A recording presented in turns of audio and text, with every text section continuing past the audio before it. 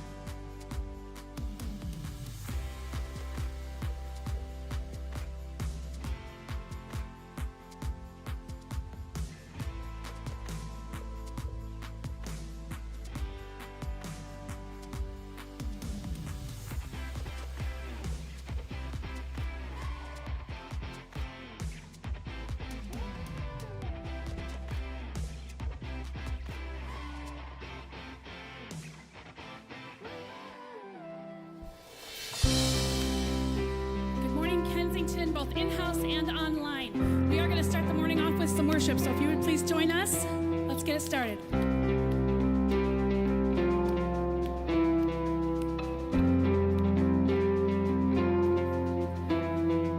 Just one word, you calm the storm that surrounds me. Just one word, the darkness has to retreat. Just one touch, I feel the presence of heaven. Just one touch, my eyes were open to see. My heart can't help but believe. There's nothing that our God can't do. There's not a mountain that He can't move. Oh, praise the name that makes a way. There's nothing that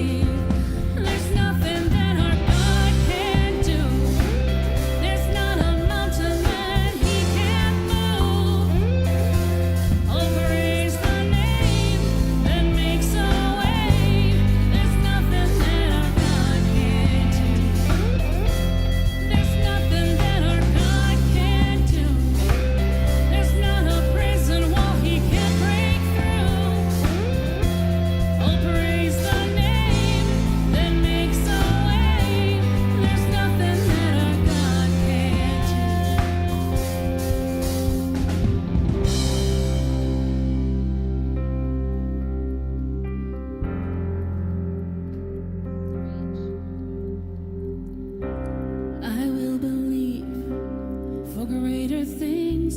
There's no power like the power of Jesus. Let faith arise, let all agree. There's no power like the power of Jesus. I will believe for greater things. There's no power like the power of Jesus. Let faith arise, let all agree. There's no power like the power of Jesus. I will believe for greater things. There's no power like the power of Jesus. Let faith arise, let all agree. There's no power like His power. There's nothing that our God can't do. There's not a mountain that He can't move. Oh, praise the name that makes a way. There's nothing that Jesus can't do. There's nothing that our God can't do. There's not a prison wall He can't break through. Oh, praise the name that makes a way. There's nothing that our God can't do.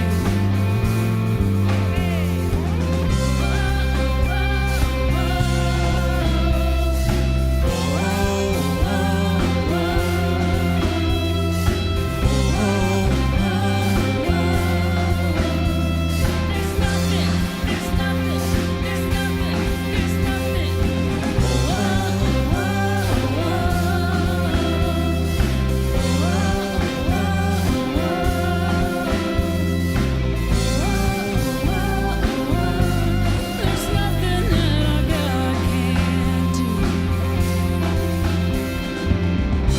Amen.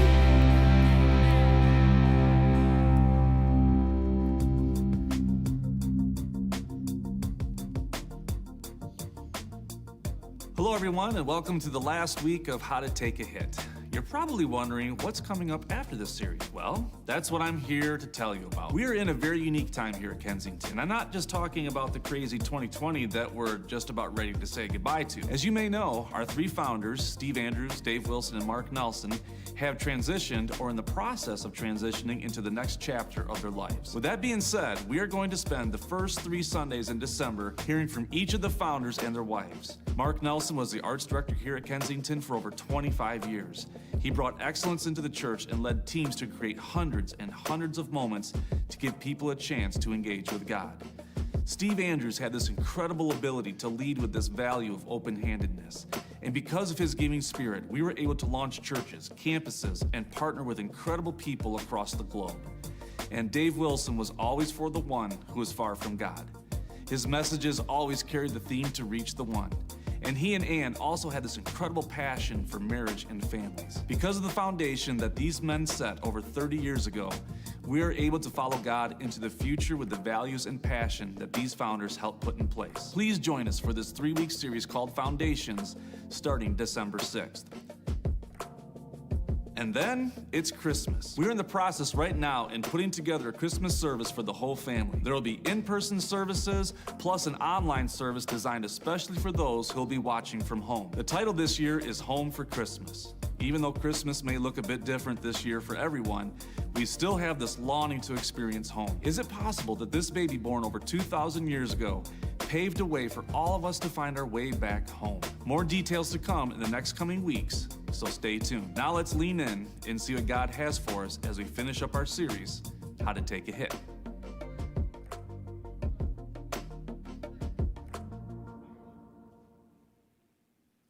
Good morning, everybody, and thank you for joining us. And good morning to everybody who's joining us online this morning.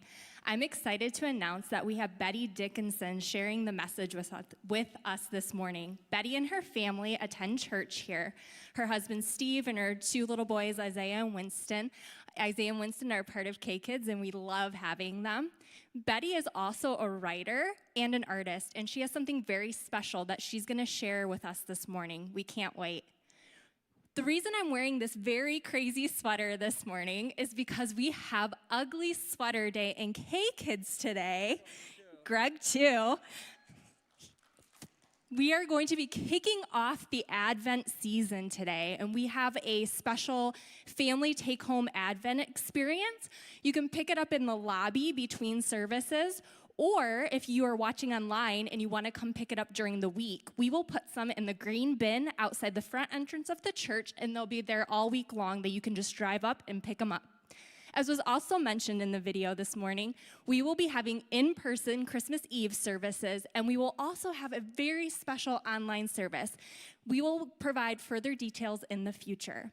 We are going to be watching a special video this morning talking about all the amazing things that Kensington has been doing locally and across the globe.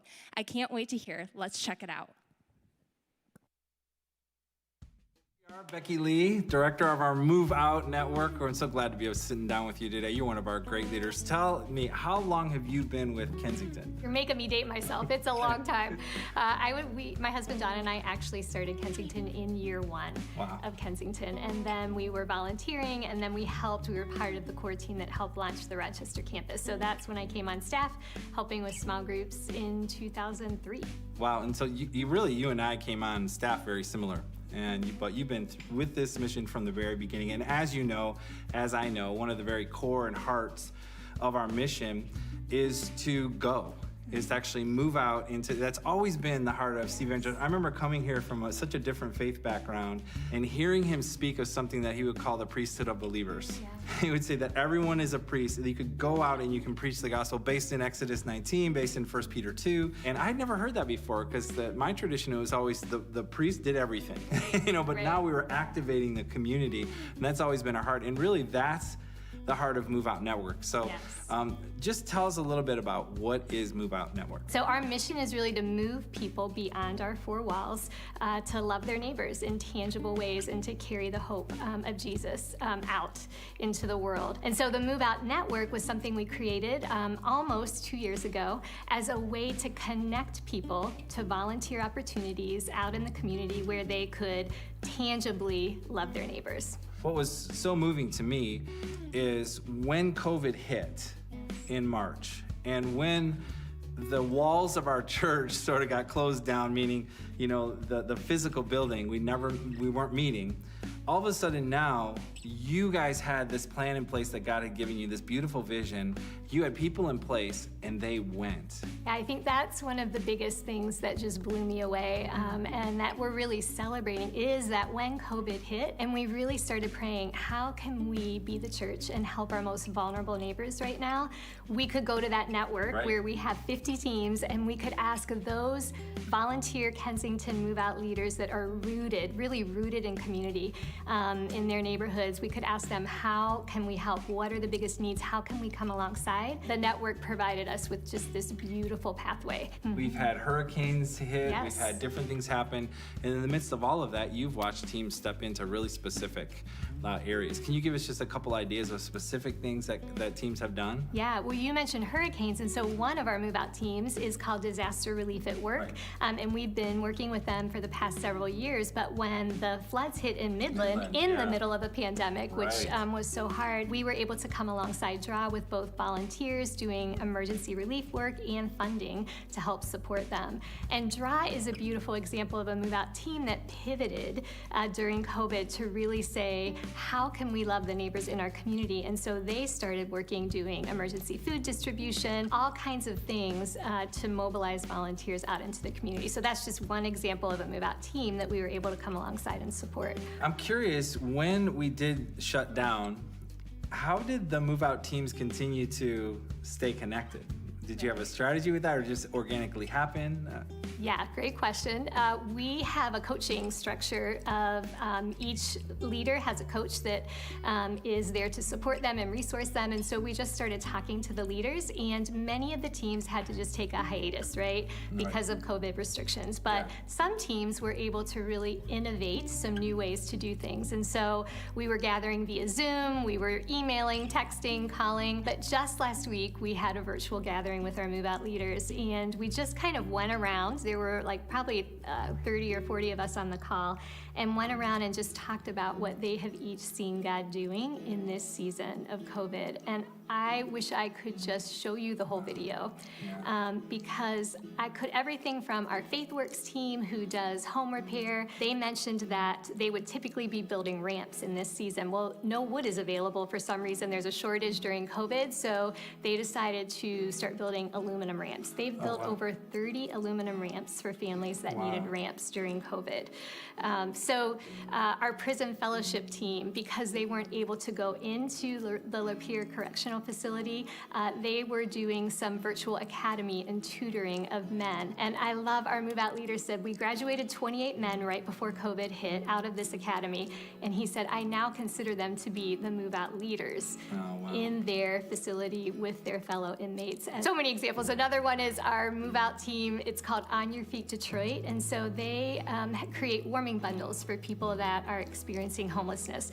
And so last year they had this beautiful collaboration with our Elevate Detroit Community Barbecue team in handing out these warming bundles and coats in relationship with the people that are coming to the community barbecue each week. So when that had to shut down for a while, the On Your Feet Detroit team started reaching out to homeless shelters in the area to see what are your biggest needs right now. And so they started collecting things like cleaning supplies and laundry pods and board games for people in shelters that couldn't go out. And then they collaborated with one of our brand new Move Out teams, McRest, the rotating shelter that the Clinton Township team does, to deliver a lot of those supplies to some of the McRest clients. So all these collaborations, that was one of our dreams with the Move Out Network, is some of these teams existed before we launched the network, but they were operating in silos. Exactly. And so now when we come together and we can talk about, oh my goodness, so you have a community garden, we have a need for fresh produce over here. So that collaboration has just accelerated so much during COVID. Yeah, and I think watching that network is a picture of the gospel. I mean, I think that's what Jesus always planned for his gospel, a network of people, a net of people, fishers of humans, this net that goes out. And it's just beautiful to see. One of the great Move Out, and I think very special Move Out teams that we have, are connected to our schools, because we know that our children are our greatest stewardship gifts. They're our greatest treasures. And I would like you to talk a little bit about our school partnerships, because I think they're doing incredible work that is going to pay off for generations. Absolutely.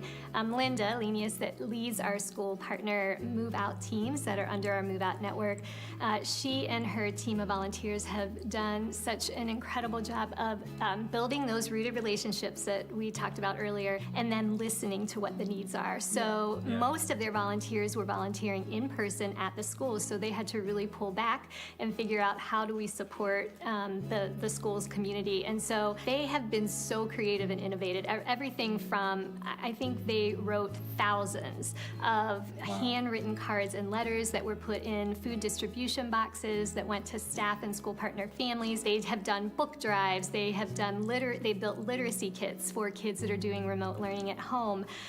They have come alongside the staff in these schools who really have been struggling so much to make all these changes with remote learning, and they have been showing them the love of Jesus through emails, through cards, through phone calls. We've been inviting our volunteers in to connect with our staff and the students the best we can to really see them. And that's what we're hearing from them, is that they feel cared about and they feel loved and they feel seen. And I think that that's how we're expressing Jesus' love the best right now. To see how we can all be a part of bringing the church out beyond our walls, that's just been so beautiful to see. And school partners, they've just innovated so many creative ways to do that. Oh, that's so good. So to get very practical, if someone is watching this and saying, I want to be part of a Move Out team, just very practically, what do we do? So just go to the website, kensingtonchurch.org/moveout, and you can find lots of information about our Move Out strategy, and also you can search the Move Out network. So as I said, we have over 50 teams, and how cool is it that 15 new teams formed during COVID? Just during COVID. Just during COVID. And we were able to, due to the generosity of so many Kensington people, we were able to provide grants to 22 teams were able to receive grants in the past year to help them mobilize volunteers out in the community with what they were doing. I don't know about you, but when Becky Lee starts talking about all of those networks of people moving out in our community to love their neighbor, man, I just get chills. That is the heart of the gospel. I can't help but think of the scripture in 1 Peter that says this: "You are a chosen people, a royal priesthood, a holy nation, God's special possession, that you may declare the praises of him who called you out of darkness into this wonderful light. Once you were not a people, but now you are the people of God. Once you have not received mercy, but now you have received mercy." I think that is our job, is to go out and declare the light and the love of Jesus to those in need. I was particularly moved when Becky said the generosity of this community actually fueled multiple new move-out teams. And that's our heart. As we give, and we all give together sacrificially, we start to see this network build and start to impact our community in so many ways. So this year, as we're heading towards our year end, I would invite you, would you pray, and would you really think and talk with your family about giving a year-end Christmas gift to Kensington? Because it's those gifts that will fuel all year our mission to be a network to love our community and love our neighbors well. Oh my goodness, does that not get you so excited? That gets me so pumped. Like when I watch that video, I'm like, yes, that is what the church is about. Like we are meant to be mobilized into the community to reach the one, as our mission statement says. And we have all of these teams going out throughout all of our communities. And the cool thing that I love as a member here at Kensington is that when we give and we partner together, we get to be a part of something much bigger than we could ever do on our own. Like the impact that's made through our move-out teams when we give locally or globally in Nepal or in other places, like God is doing these tremendous things and we get the privilege and honor to be a part of it. I know for my husband and I, we're going to do a year-end gift this year because I just so believe in what God is doing through Kensington. And so I invite you to give with us. We also just want to thank you. Like, it's because of your sacrificial giving that we are able to do this work in the world. And I'm so pumped for the move out little seedlings that are starting to grow in our Traverse City community, and cannot wait to see what God is going to do in and through us. And speaking of that, we have a specific opportunity this Christmas called Hope for the Holidays 2020. So we know that this is a very uncertain and difficult time for many of you, and so we want to provide extra assistance to some of you and empower those of you to go out and actually bless those in need in our community. So we have these $25 gift cards, and all you have to do is you text HOPE to this number on the screen. You put in, your name, the address of where you want this thing to go, and we will send you a $25 gift card, no questions asked. I kind of feel like Oprah up here, like, you need $25? Like, you need $25? You get $25. This is a way that we can be mobilized into the community. And I'm super pumped. Like, I have a few people in mind that I just know it's just been a really hard financial season. And I cannot wait to, show up at their doorstep, socially distant, to give this to them. So we encourage you to do that. And speaking of gifts, we also want to let you know about a special gift that Jesus and I have been working on for you called the Advent Making Room Devotional. So some of you, as Desiree mentioned, know that I am an artist, and I've been working on a series of paintings as well as some writings reflecting on the birth narrative in Luke. And so I've created some devotionals that are going to start going out today because today is the first day of Advent. And so we invite you to sign up. All you have to do is you basically take your camera, take a picture of the QR code there. It'll send you a link. You put your name and email in there, and we'll start sending those. There'll be 2 devotionals a week. And we'll also be featuring this on the Coffee Convos at Kensington Wednesday mornings at 9 a.m. Jill will be talking about the content of this there. But we don't want you to miss out, so make sure you sign up today because the first one goes out at 6 p.m. So, and if you are watching online, Craig, you can put a link in the chat. That would be great. So, we are today closing out the How to Take a Hit series. It has been an awesome series, has it not? It's been so good. I just love Joseph's story.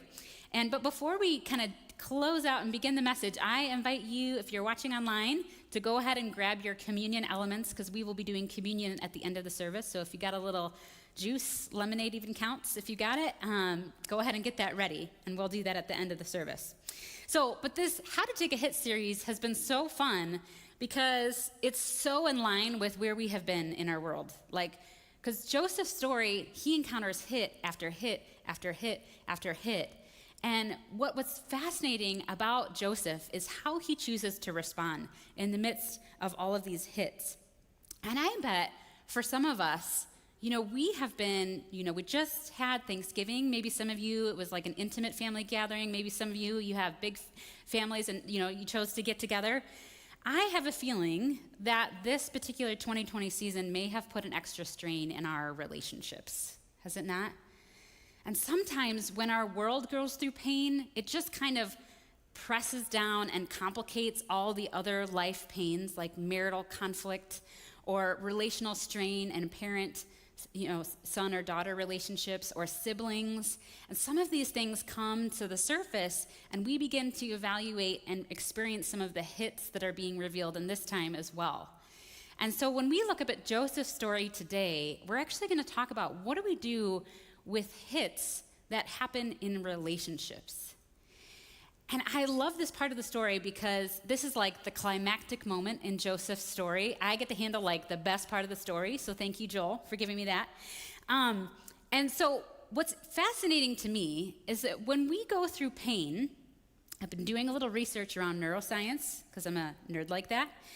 When we go through pain, neuroscientists tell us, like, whether it is physical pain or any other kind of pain or fear, it triggers the fight or flight response in our brain, which is a survival mechanism. So, it's triggered for survival. So if we have, like a grizzly bear coming at us, we know to either fight it or run from it. And I'm probably gonna run from it. I don't know about you. But what's fascinating is that this fight or flight mechanism, when it gets triggered, it turns off the logic and empathy centers of our brain. And yet, our fight or flight response gets turned on, not just when we encounter survival threats like grizzly bears, but also when we encounter relational pain and conflict in our marriages or in relationships with our family or the people that we love. And the fight or flight mechanism may not be as helpful in relationships, because when we face pain in relationships, like, we're often very tempted to either fight or run. And I don't know about you, but I tend to be a fighter. I may not throw a literal punch, but man, I can sure pack a punch with my words. And when somebody hurts me, I'm like, oh man, I can't believe that they did that. And I find myself spewing and just like venting out how frustrated I am to whoever who will listen. How many of you feel like maybe you're fighters, if you're brave to say that? Yeah. Okay, maybe some of you, though, are fleers, and when pain hits or conflict happens, you just tend to, like, bolt. You run the other way, you avoid the situation, or maybe you choose to, like, numb the pain in a giant bowl of ice cream after a breakup, or numbing even through scrolling on social media. Like, maybe if I just, like, scroll by, like, I can pretend that it's not there. And we have all of these mechanisms that we turn to where we either fight or flee the pain and conflict. And what's really, really interesting, Brené Brown talks about this. She says that our fight or flight response turns on, and our brains are hardwired for story. So when we go through pain, what happens is we have to come up with a quick story of what's going on. So we have to decide, like, okay, who's the villain that I've got to run from in the story? And every good story has one, especially the good and evil stories. And then who is the victim? And we usually place ourselves in this category, whether we are the victim or not. Or sometimes it's called the hero. And in between, we tend to draw these barriers between us. We're like, okay, I just need to provide as much distance between me and that other person who hurt me. And so we create these barriers between us. And I don't know about you, but like, I am seeing this play out all the time in our world right now. Are you not? Like, who's the victim or who's the villain? Who's the victim? We see this on the news. We see this on social media. And we draw these dividing lines that separate us, and that plays out in our relationships. And the closer we get to this barrier, the more deeply it hurts, because in this place is a whole lot of pain, a whole lot of injustice that needs to be made right, and a whole lot of loss. And so what's really fascinating about good stories is that it's in the climactic moment of the story where we find out, in the midst of the climax, in the face of the climactic moment, who are the characters going to become? Is the villain going to stay a villain? Is the victim going to stay a victim? Are they going to become a villain? And in this moment in Joseph's story, the victim and the villain come face to face. Joseph in this story has been the victim. As you may remember from his story, like his brothers at the beginning of the story betrayed him. Now we also know there's more to the story, and there always is, right? Like Joseph starts this story, he has this amazing coat that he gets from his dad, and he's, has these dreams. He has this dream that there are these sheaves of wheat, and all of a sudden, like his sheaf of wheat rises, and all the other sheaves start to bow down, and Joseph kind of like blabs about this to his dad and his brothers, which kind of gets him in trouble. He then gets, thrown into a pit, betrayed by, his brothers, which are the villains in the story. They sell him to as a slave in Egypt. And so this whole story has this whole like climactic moment, or these ups and downs roller coaster. Like Joseph, he becomes a slave. He then rises to power in Potiphar's house. He is falsely accused, goes back down. He's in prison for several years. And then he rises back up into power. And that is kind of where the story picks up. So if you remember from last week, we talked about how, Joseph arises to power because he's able to interpret Pharaoh's dreams.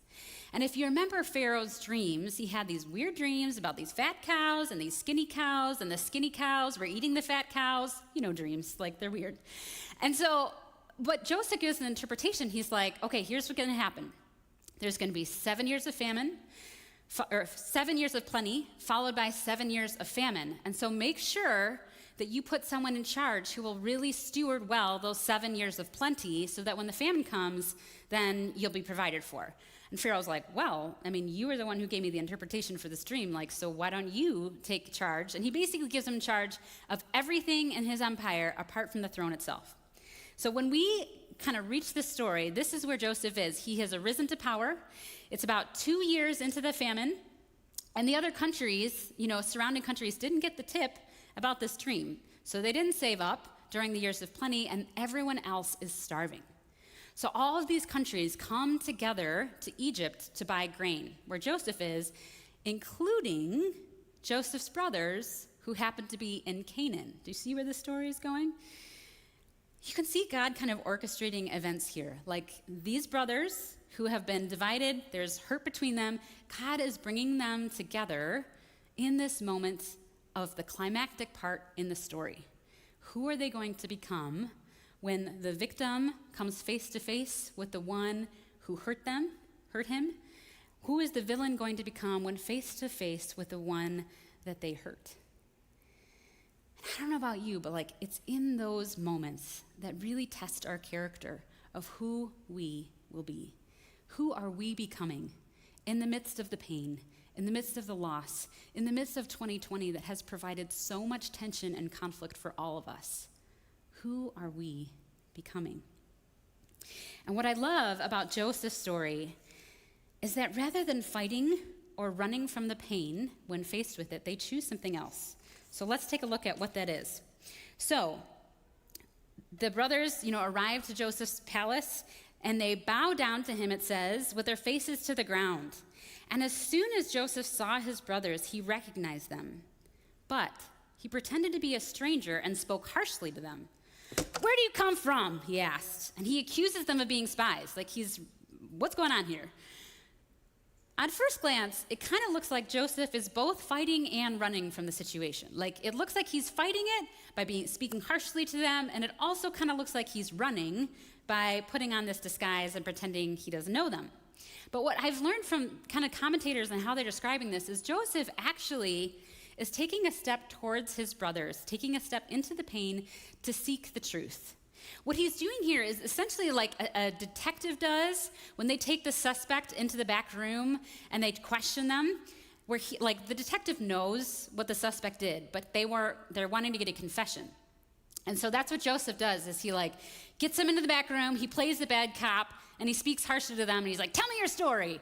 And it works. They're like, we're from the land of Canaan, and we had a brother Benjamin, but he's at home, we left him behind, and we had another brother, but he's no more.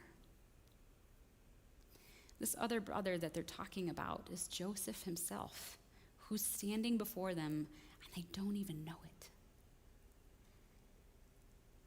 But why even bring him up in the list of all of the brothers? It's been 20 years since they betrayed Joseph and threw him into the pit and sold him into slavery.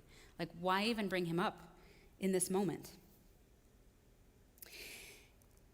Have you ever made a mistake that you knew was bad, but you never made right, but you also never escaped the regret of either? Including Joseph into the list of the brothers is a tip of their hand into a look in their hearts. They know that they have made a mistake, a huge mistake, and one that they don't think they can undo because they think, for all they know, Joseph is dead. And they've carried that regret for 20 years. I wonder how many of us here, watching online or in person, have carried on a regret like that we've never made right. And could today be a day that we make it right with Jesus and the one that we hurt? So, how does Joseph respond to this? What's interesting is that he kind of doesn't know what to do with them. He's like, oh, okay, you guys just made this interesting confession. So he puts them in jail for 3 days. And I think it's kind of I'm putting them in jail for 3 days to figure out what to do with these guys. And so while they're in jail, this is what the brothers say to one another. They say, surely we are being punished because of our brother. Talking about Joseph. We saw how distressed he was when he pleaded with us for his life, but we would not listen. And that is why this distress has come upon us.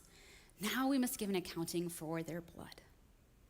So how do the brothers respond in the midst of the pain of remembering and recognizing the hurt that they did against Joseph? So they actually take a step towards him, albeit indirectly. They don't know that this is Joseph, but they take a step towards him by making a confession.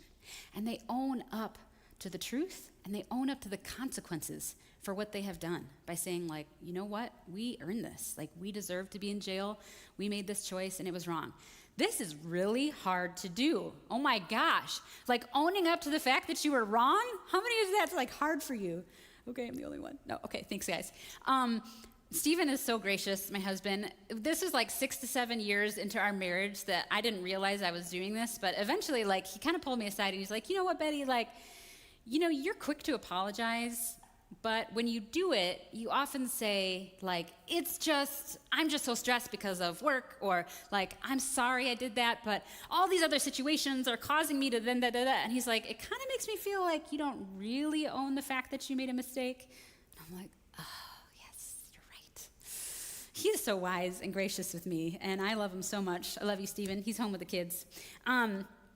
So what the brothers do is they own up to it. The brothers, they don't fight or run or try to blame or defend themselves. They're just this is it. We made this mistake. And how does Joseph respond in the midst of this confession? He hears his brothers say this, and the text says he turned away from them and began to weep. Because this situation has opened up some old wounds. God shows us a different way to respond in the midst of the pain.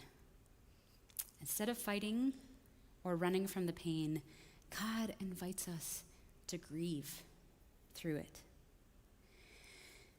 You see, sadness and anger are core emotions that rise within us when we have been hurt. And rather than grieving our anger and kind of giving it to God, we often bottle it up, or we hold on to our anger and we let it, fester and let it become bitter. It hardens our hearts. And I love what Latasha Morrison says about this in her book, Be the Bridge. She says, when we've been hurt, when we've been battered, Sometimes anger and bitterness give us a sense of control. But the truth is, our bitterness and anger often control us. Is that not so true? Our anger often turns to resentment, which turns to a desire for vengeance. And the gap between us and one another and us and God just gets wider and wider. And I love what Nelson Mandela says about resentment with this. He says, resentment is like drinking poison and hoping it will kill someone else. Like we hold on to anger, we hold on to bitterness, we bottle it up, we fight or flee from the pain, we push it away.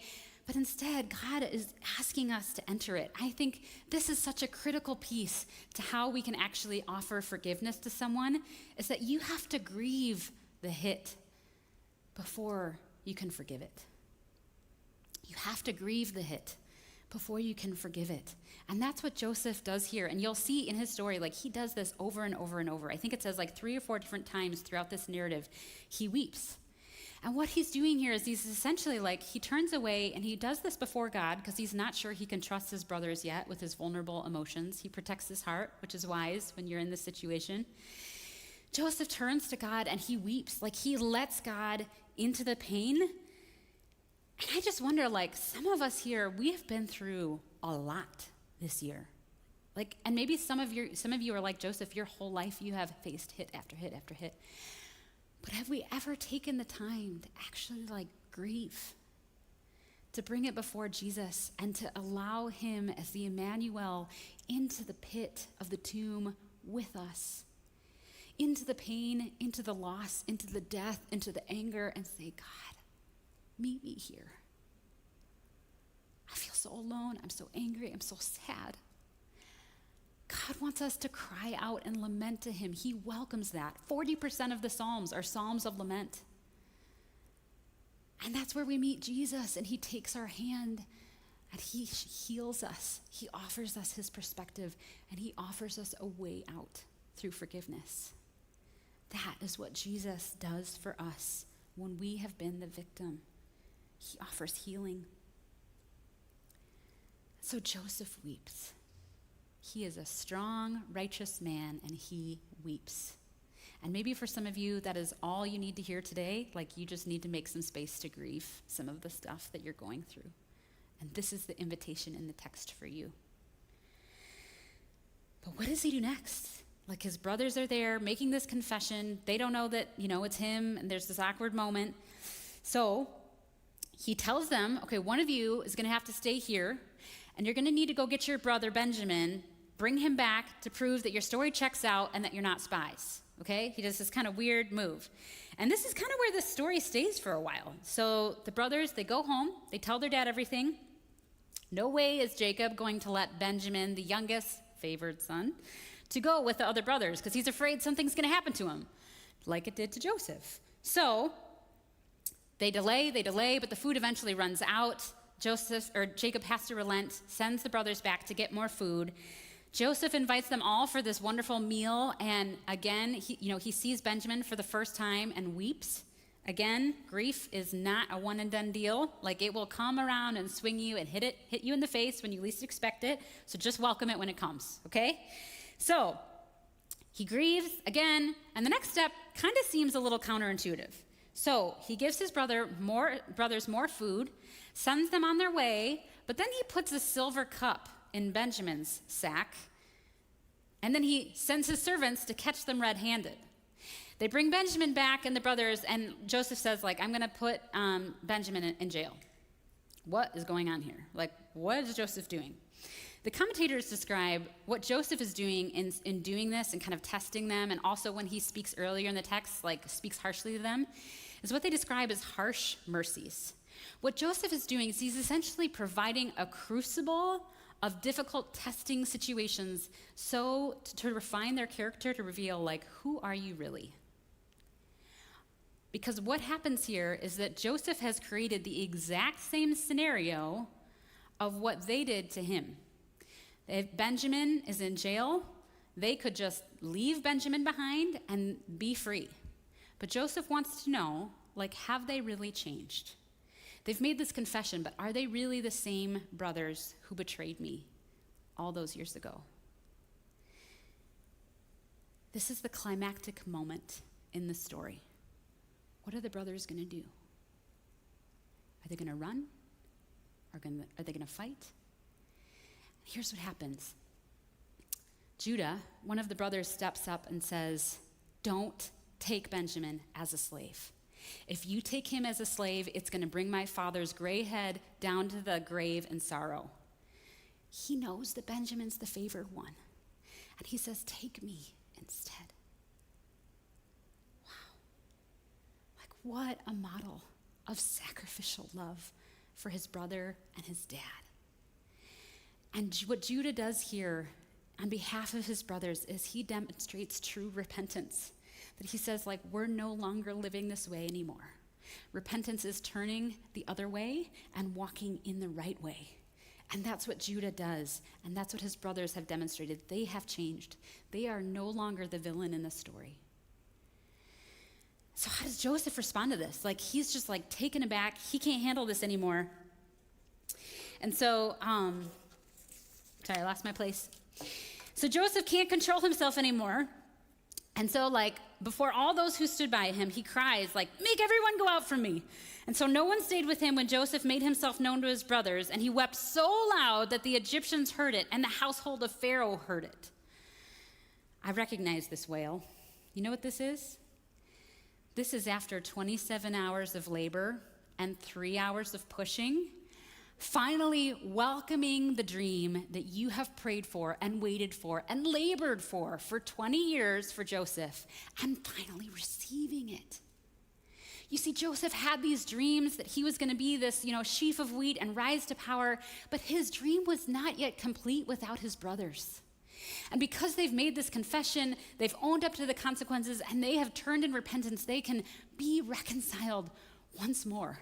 Joseph has his family back. This is the dream that he really wanted. All the power of Pharaoh's estate has nothing compared to his family. That's what he desires, and that's what he gets. And this is such a powerful moment because I wish, so here we have this like forgiveness moment and reconciliation, and their true character is revealed. And Joseph says to his brothers, like, "I'm Joseph. Is my father still alive?" But his brothers could not answer him because they were dismayed at his presence, which makes sense. He has the power to kill them. And he's like, "Oh, this is the brother we betrayed 20 years ago." So they're afraid. But before Joseph, while he spoke harshly before, here he speaks tenderly and says, "Come near me, please." And they came near, and he says, "I am your brother Joseph, whom you sold into Egypt. And now," get this is crazy, "do not be distressed or angry with yourselves because you sold me here." Can you imagine that? Like, when somebody hurts me, I'm like, you should go down to the grave feeling that. But Joseph is like, "No, I'm not going to hold it against you." He releases and extends forgiveness. Forgiveness is simply opening our hands and not holding it against somebody, what they did to us. He does that, but then he also says, don't harbor this against yourselves. He asks them to forgive themselves for what they have done. And he fell upon his brother Benjamin's neck and wept. And Benjamin wept upon his neck. This is like a dude cry fest here. And he kissed all his brothers and wept upon them. And after that, his brothers talked with them. We're like, "Okay, I think we're good."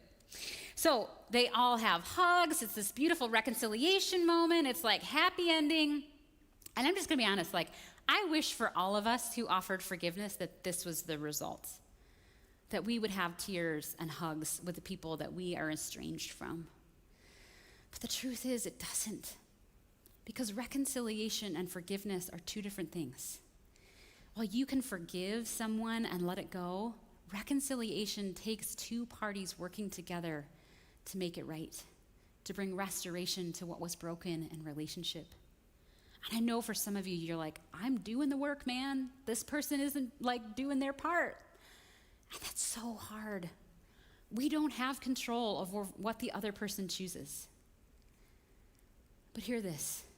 We do have control over what we choose. We don't have control over whether or not they apologize. We don't have control over whether or not they take the steps towards reconciliation.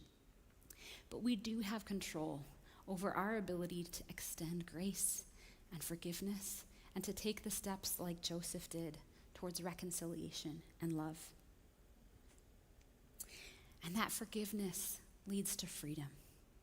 It really, really does. But how does Joseph do this? Because this is hard, I'm not trying to beat around the bush here. Forgiveness is really hard.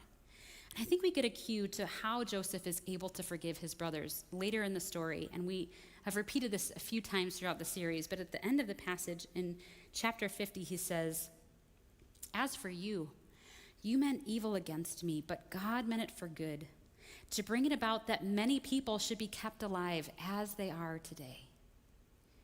Joseph anchors his ability to forgive in who God is. That God is a God who redeems and restores, a God who works every single situation, every area where there is pain and division and hurt. He can work even the darkest, most difficult moments in your life for his healing, for your good, and his glory. He can. He does, and he will.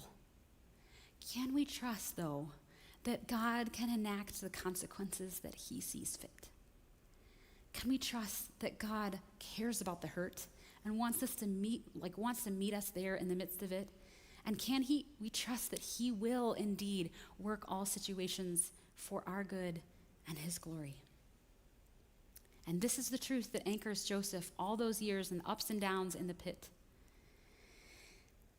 I have to tell you, this is hard to live. And I'm just going to be real, as someone who's taken hits in my life, this is a hard truth to really believe and live out. Much easier said than done. And I just want to be real, some of the hardest hits in my life have actually been because I'm a woman in ministry. I've just gone through some stuff that is just not fair. I've had some closed doors in my face, intentionally left out of the room, or just difficult situations that made me feel like I didn't belong, that I don't belong up here. And in all of those moments, I remember praying to God, and usually I don't pray first. I usually vent first, and I'm like, I can't believe this happened. How did this person do that to me? And I fight it, and I fight it, and I fight it. And eventually God's like, Betty, let me in. Let me in. Let me into that pain. Let me into that anger. Let me into that righteous anger because you're right. This wasn't the way it was supposed to be. This is not what I wanted for you. And some of you need to hear this. This is not what I wanted for your story. But guess what? I'm going to use it anyway.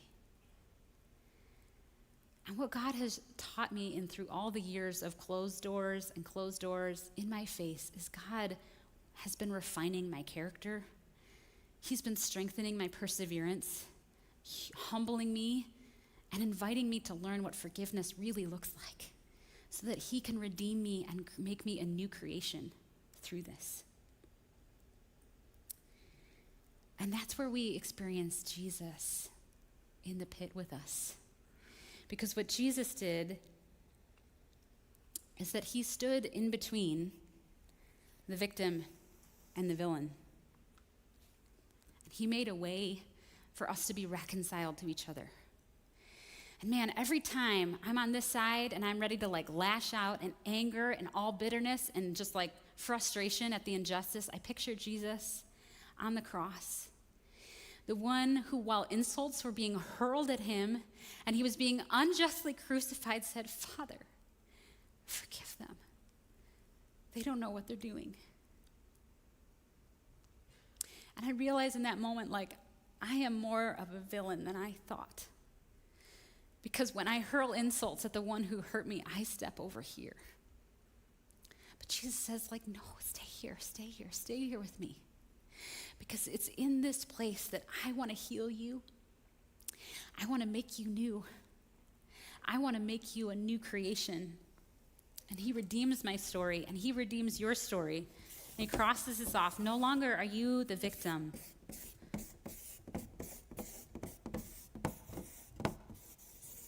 But you're healed.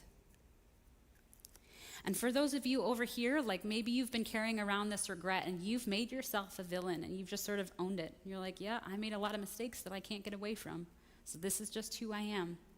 Jesus says, no, this is not who I made you to be. Like, I took on all of the injustice and pain and all of your bad choices, the big and the small, so that you could be redeemed and reconciled to me. And he changes and redeems our story and makes us a new creation and says, you are no longer a villain, but you are forgiven.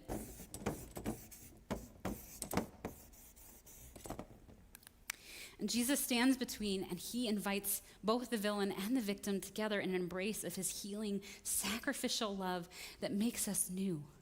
We're reconciled to one another, and we're reconciled to God himself. And he said, now that you are the healed one, I want to send you out into the world to be my agents of healing. But these are the steps that I want you to start taking towards me. Some of you maybe need to grieve with God and seek his perspective, as Joseph did, to forgive and even offer a blessing. Like the end of Joseph's story, he actually blesses his brothers and says, like, I want you to come to Egypt. Like, there's still more years of famine. I want to provide for you. I want to provide for your family. I want to kiss your little ones. And I want to just like give you land. And he offers the ones who hurt him a blessing. He says, come and be a part of my family. And maybe for some of you, like, you need to take those steps towards the one who hurt you. And as you do, you take a step towards Jesus. And for some of you on this side, like, you need to make some confessions today to Jesus or to the person that you have hurt.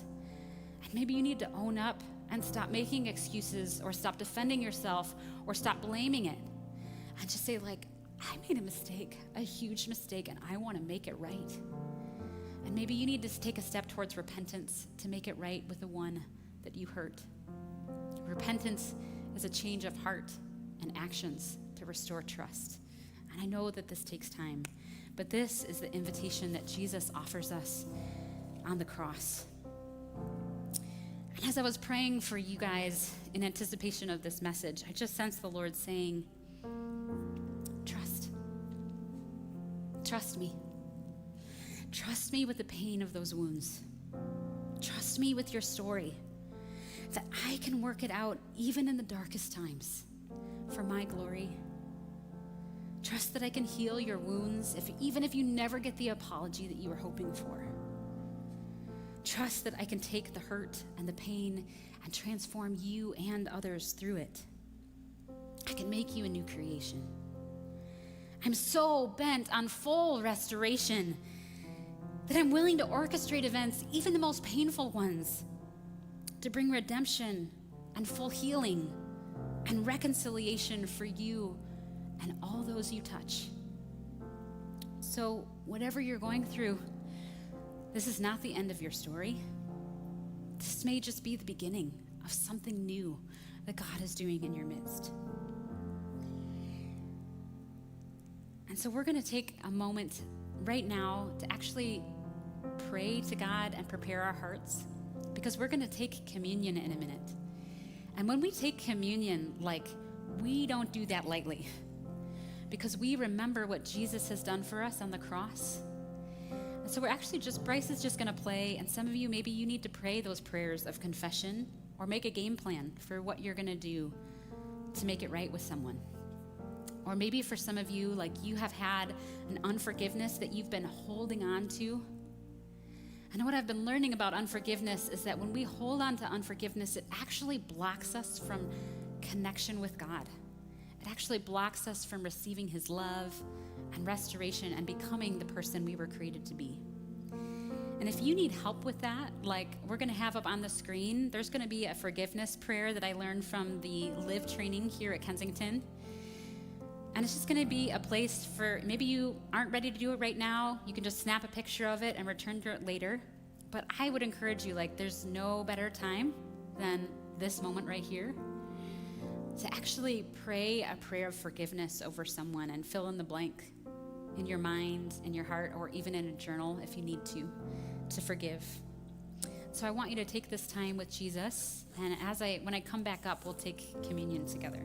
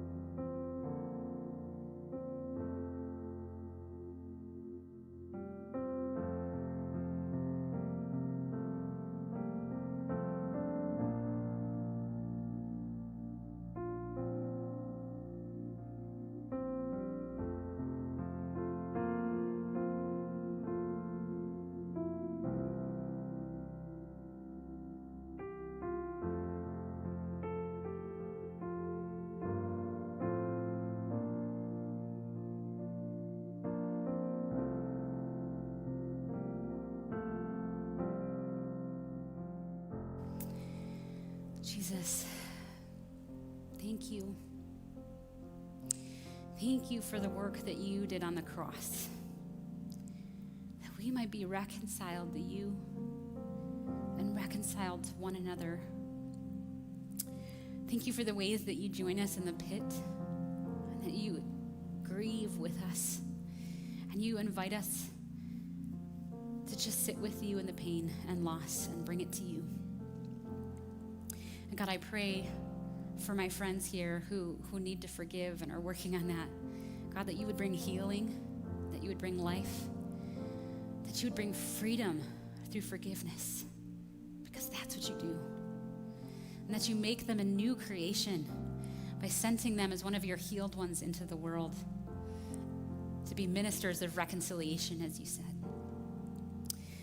Lord, for those of us in this room who were making our confessions, God, I just pray that you help us to receive your mercy. Help us to own up, God, and help us to face the consequences as we come before you and yield our hearts to you, that we may receive your mercy and your grace and reconciling love to you and to one another. And for all relationships today that are damaged and broken, you have the power to heal and redeem. And so I pray that you would, Jesus, right now. God, would you bring reconciliation into our lives, into our relationships, into our marriages, and would you bring your hope? Amen. This time we're going to take communion. And on the night that Jesus was betrayed, he took bread, and giving thanks, he broke it and said, "This is my body, broken for you. And when you eat it, do this in remembrance of me." And in the same way, he took the cup, and he said, "This is the cup of the new covenant of my blood, which was shed for you. And whenever you drink it, do this also in remembrance of me." So let us remember him and what he has done for us as we take this together.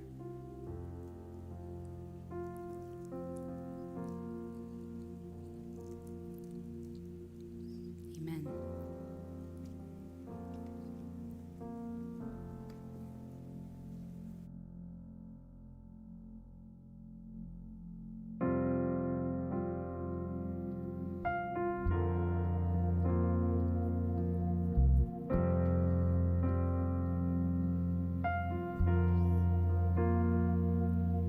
How deep the Father's love for us, how vast beyond all measure,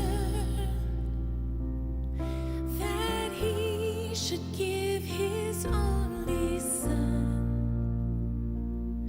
to make a wretch his treasure. How great the pain of searing loss! The Father turns his face away, as wounds which mar the chosen one bring many sons to glory.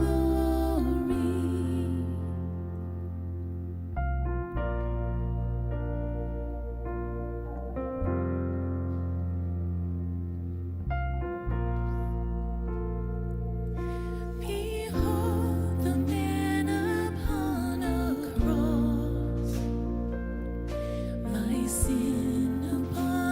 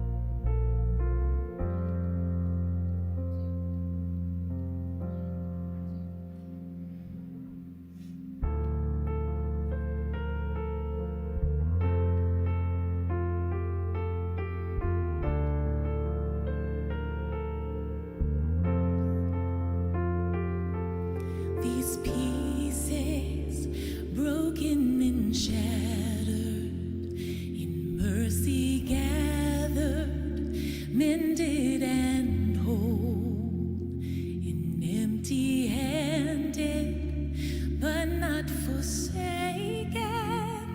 I've been set free. I've been set free.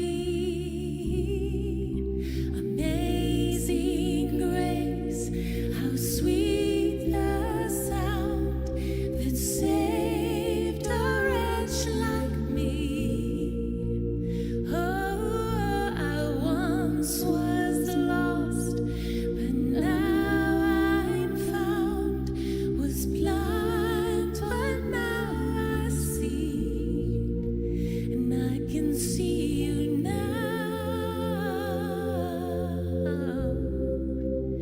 Oh, I can see the love in your eyes, laying yourself down,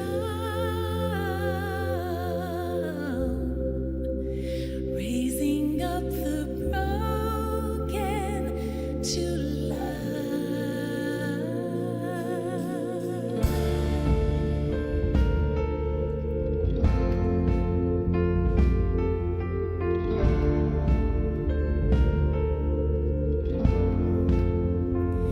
You take our failure, you take our weakness, you set your treasure in jars of clay. You take this heart, Lord, I'll be your vessel, this world to see your life in me. Amazing grace, how sweet the sound that saved a wretch like me. Oh, I once was lost, but now I am found. Was blind, but now I see. I can see you now.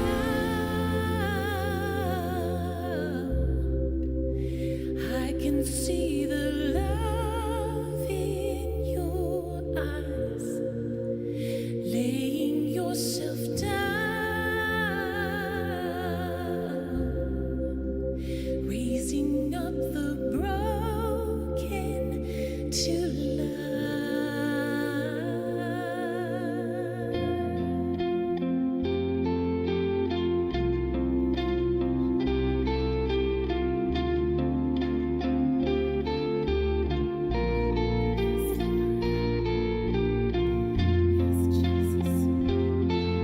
Won't you stand and sing with us?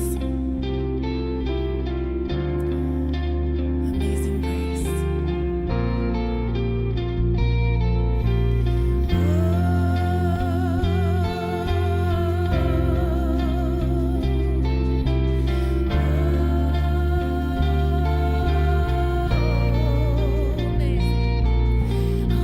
Amazing grace, how sweet the sound that saved a wretch like me. Oh, I once was lost, but now I'm found. Was blind, but now I see. Oh, amazing grace, how sweet the sound that saved a wretch like me. I once was lost, but now I'm found. Was blind, but now I see. I can see you now.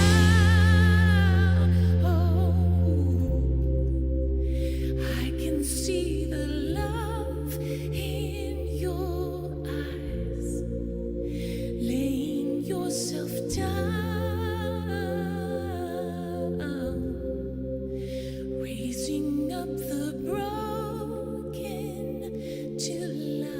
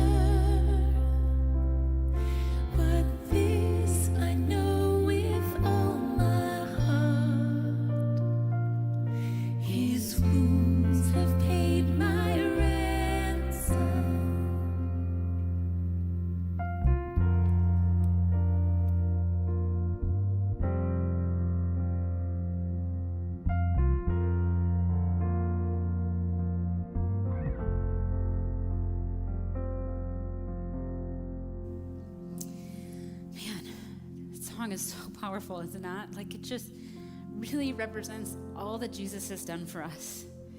And my invitation for you this week, as you live out this message, is to don't leave it here. Like, if there's unfinished business that you need to attend to, go and do that today with someone that you need to be reconciled with. Or maybe it's reconciled to God, or maybe you need to say that forgiveness prayer on your own. But don't let it stay here. Take those steps towards one another, and as you do, you take a step towards Jesus.